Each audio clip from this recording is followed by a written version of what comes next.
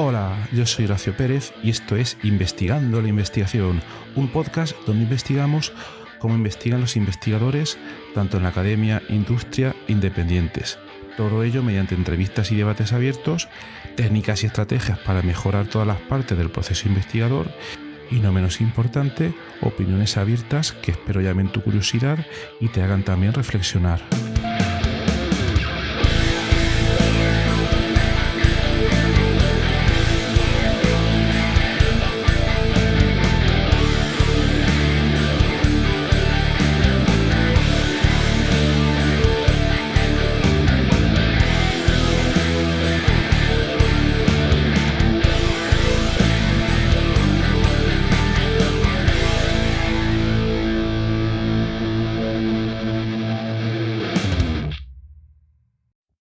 Hoy, después de una clase, me preguntaba un alumno, una alumna me decía, bueno, pues lo que cuentas del mundo de la investigación está muy bien, pero es realmente difícil, porque a mí me suena haber oído que no es para nada fácil y que hay muchas complicaciones y muchas piedras por el camino y que no es fácil llegar a trabajar, ¿no?, del mundo de la investigación. ¿Qué harías tú si tuvieras que dedicarte a ese mundo? Y le digo, bueno, yo ya me estoy dedicando a este mundo, al mundo de la investigación. Pero si solo te tengo que decir una cosa respecto a lo que me estás comentando, es que tienes que acostumbrarte o, digamos, aceptar el rechazo. El rechazo es la regla constante, o como dicen en inglés, rejection is the rule, ¿vale? Y se ha quedado un poco a cuadros y de hecho sí. Entonces, bueno, pues me he acordado de eso y quería hacer un breve episodio sobre este tema, el rechazo en el mundo de la investigación, aunque también es algo que se podría generalizar a la vida, a muchas de las facetas. Pero, más que hacer un episodio filosófico, voy a hacer un episodio muy rápido, práctico, sobre el rechazo en el mundo de la investigación, mundo científico o lo que sea. Porque es muy importante, primero, saber que existe. Quizás cuando empiezas una tesis doctoral no te planteas o no te das cuenta o te piensas que es un camino de rosas. Tampoco quiero fastidiar a nadie, pero pienso que hay que ser un poco realista cuando uno se plantea el participar en una carrera a largo plazo en el mundo de la investigación. Entonces, una de esas cosas fundamentales es saber enfrentar ese rechazo que va a venir en cualquier momento, en múltiples colores, de múltiples formas, y aprender a vivir con él. Entonces, en este breve episodio, bueno, primero vamos a hablar de la realidad de las carreras científicas. Entonces, la norma, como decíamos, es que el rechazo es común y afecta a todos los investigadores. Es que yo acabo de empezar y tal. No, afecta a todo el mundo, a todos los niveles. Es que el sistema está corrompido. Da igual, aunque no estuviera corrompido. El rechazo te va a afectar más tarde o más temprano por la manera en que tiene de funcionar, etcétera, etcétera. Entonces, lo más importante es estar preparado para ello. Pero insisto, afecta a todo el mundo. Ese sería uno de los primeros puntos que quisiera destacar y por lo cual te puedes sentir tranquila o tranquilo. Un ejemplo, Thomas Alva Edison, el inventor de la bombilla eléctrica, tuvo que superar alrededor de 1000 fracasos antes de, digamos, inventar la bombilla eléctrica tal y como la conocemos a día de hoy. Hizo 1000 pruebas distintas. Hizo la primera, no funcionó, hizo unos cambios, segunda prueba, no funcionó, así, etcétera, etcétera, etcétera. 1000 cambios hasta que funcionó. Entonces, cuando pienses en que por qué te maltrata tanto el universo y si después de 5 cambios no han conseguido que te aceptaran tu artículo, etcétera, pues puedes pensar en Thomas Alva Edison, ¿no? También, obviamente, alguien está pensando, bueno, pero si me equivoco muchas veces es que a lo mejor lo estoy haciendo muy mal. También hay que tener un poco de autocrítica y también muchas veces lo importante es escuchar a los demás, ¿vale? Por ejemplo, si tu paper te lo rechazan 10 veces, 20 veces, quizás ha llegado un momento en que no deberías estar intentando constantemente, sino que te deberías parar y obtener o compartir esa situación que te está pasando con otros investigadores y enseñarles ese feedback después de esos 20 rechazos para que ellos te den su opinión o comentarte qué harían ellos, etcétera. Es decir, siempre también nos va a venir de muy buena manera el feedback que nos puedan dar por los demás. Y esto sería un poco enfrentar el rechazo de una manera objetiva. Entonces, ese es un punto muy importante. Cuando hemos enfrentado ese rechazo varias veces, no hay una fórmula matemática exacta para saber cuáles son ese número de veces. Desde luego que no es una, 2 o 3, tampoco lo sé. Depende del proyecto en el que te embarcas, también de las veces que lo puedas probar. Por ejemplo, hay determinadas convocatorias que solo puedes hacer 3 intentos y si después de esos 3 intentos ya fallas, pues ya no lo vas a poder intentar nunca más.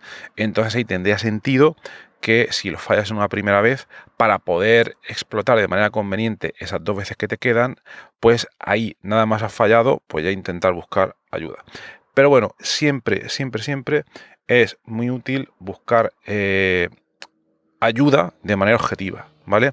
No estoy hablando de psicología, no estoy hablando de llorarle a nadie, contarle tus penas, eso no lo hablo aquí, eso se lo puedes comentar a otra persona, a un amigo, una amiga o lo que sea.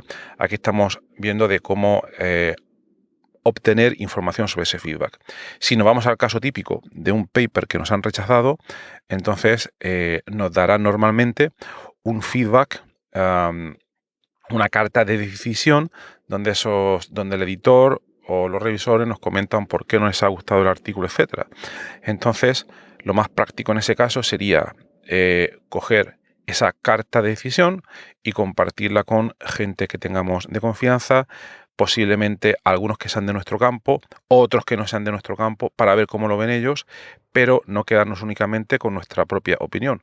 Porque nosotros, claro, lo más normal va a ser que nuestra opinión sea siempre positiva y que no entendamos por qué pues nos lo han rechazado.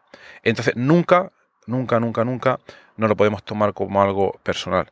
Es que ese revisor me odia, es que ese revisor me ha tomado manía. No, porque además si aprendes o tienes la costumbre de tomarte este tipo de cosas de manera personal, vas a sufrir mucho en una carrera a largo plazo.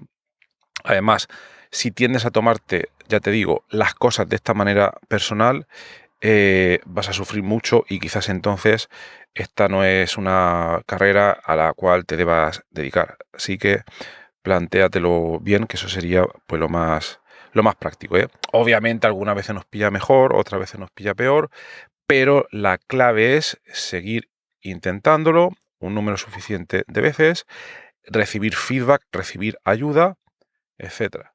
Otro ejemplo, conoceréis Harry Potter, yo creo que todo el mundo lo conoce, yo no lo he leído, ¿vale? Pues su autora, J.K. Rowling, envió el borrador de la primera novela a una gran cantidad de editoriales, y se la rechazaron prácticamente en todas.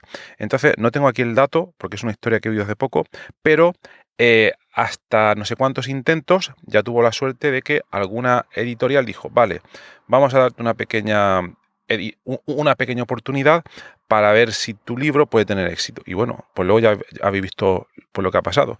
En los últimos 20 años no sé cuántas películas han hecho, no sé cuántos libros ha publicado, pero todo esto sucedió después de numerosos intentos. Si ella se hubiera deprimido tras el primero o segundo intento, pues no lo hubiera conseguido. Lo que no sé es si buscó feedback de otros colegas para que le dieran su impresión sobre por qué o por qué no lo estaba haciendo mal. O haciendo mal no, se lo estaban rechazando. También hay que tener en cuenta que algunas veces y por desgracia nosotros podemos enviar un paper a una revista o un proyecto, una convocatoria de investigación y que nos respondan directamente con un no y que ni siquiera nos den algún feedback, algún detalle o alguna explicación de por qué lo han rechazado y que eso nos ayuda a construir sobre esa superficie, ¿no? Entonces, como dice el chiste, dice, ¿cuál es el colmo de un investigador?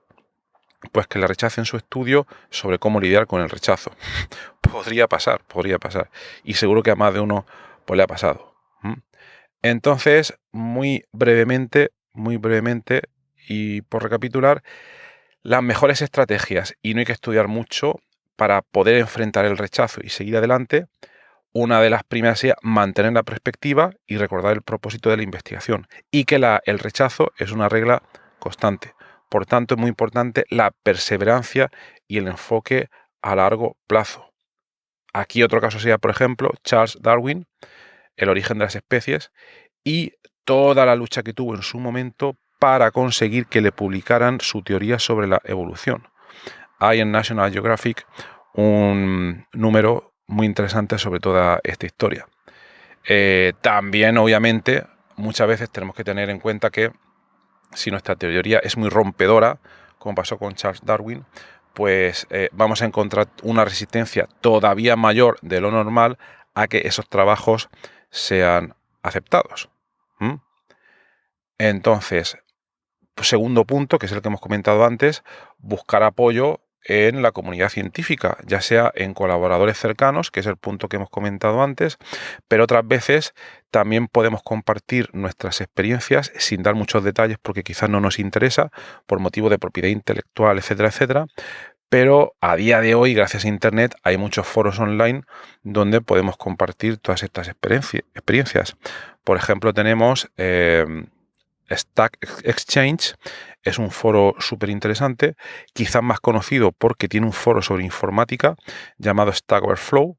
Muchos que estéis en programación seguro que lo conocéis, pero también tiene uno que se llama Academia Stack Exchange, donde mucha gente postea sus dudas, busca consejo, etcétera, etcétera.